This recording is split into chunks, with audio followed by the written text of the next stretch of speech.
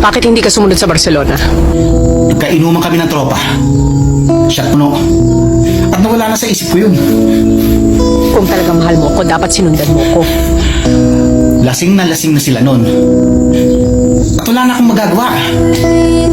Pagkakataon ko na yun. Napasubo na ako.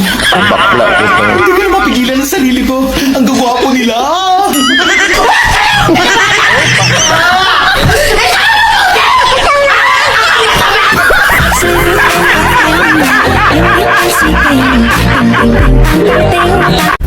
Ang totoong pag-ibig, hindi daw yan hinahanap. Hinihintay daw yan. Kaya hintayin kita sa bahay.